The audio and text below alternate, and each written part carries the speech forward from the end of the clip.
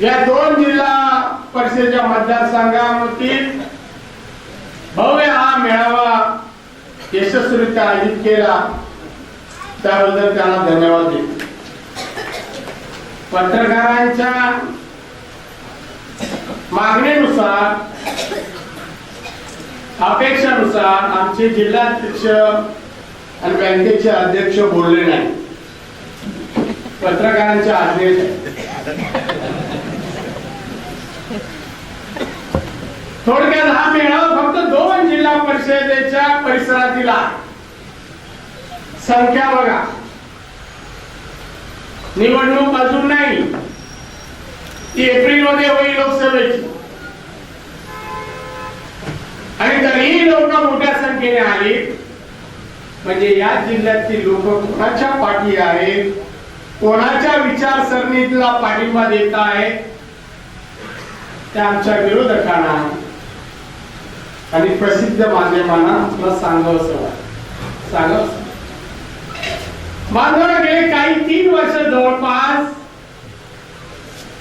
मी गप्प होतो, मीच ठरवलं, आयुष्यात पुष्कळ बोललो, वृत्तपत्रातून बोललो, चॅनेलवरून बोललो, सगळ्या माध्यमातून भाषण विधानसभेत केले, विधानसभेच्या बाहेर महाराष्ट्रभर केले, असा एक तालुका नाही, जिल्हा नाही जिथे मी पोहोचतो।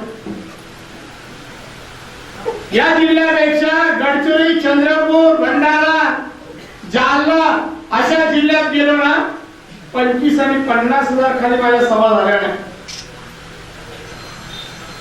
पण 3 वर्ष ठरवलं नाही, आता गप्प नाही।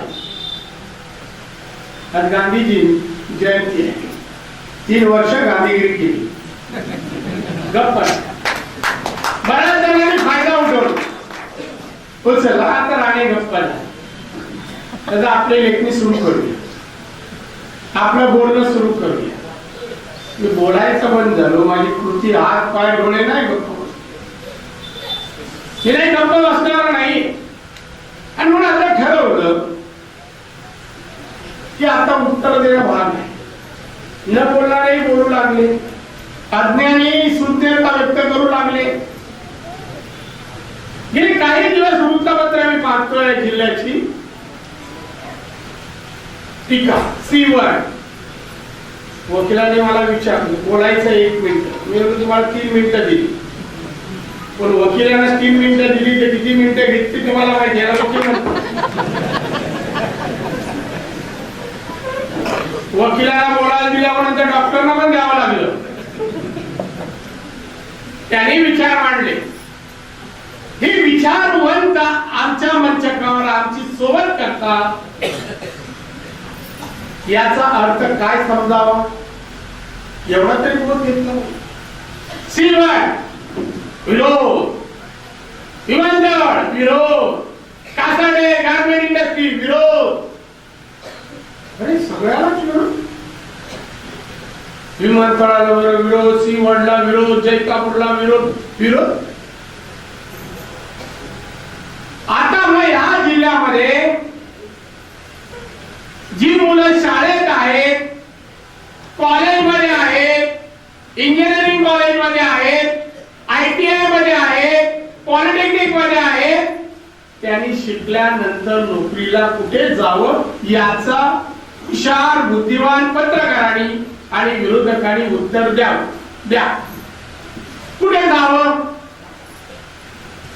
आज सकाळपासून हे डॉक्टर माझ्या घरी आले 9 वाजल्या, लाईन होती, लाईन उशीर यासाठी झाला, लाईन होती नोकऱ्यांसाठी, कोण इंजिनियर झाला, एक तर मुलगी MBA करते आहे, कोण म्हणतात माझ्या घरात 5 माणसं आहे, मी B.Com आहे, नोकरी नाहीये, खायचं काय?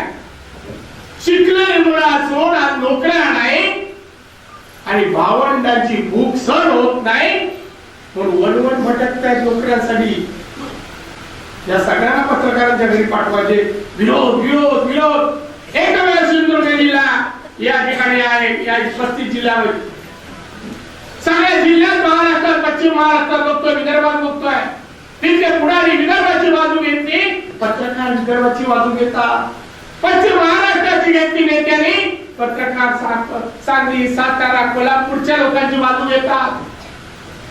आपले प्रश्न सुटावे, सहकार क्षेत्रातले विकासाचे साठी आजही वकिलांचा संप आहे. कोल्हापूरला कोर्टाचं बेंच संपूर्ण पश्चिम महाराष्ट्राच्या वकिलांच्या पाठीमागे आहे, मीडिया त्यांच्या पाठीमागे आहे. विकास का होतो तिथे याला ते उत्तर आहे.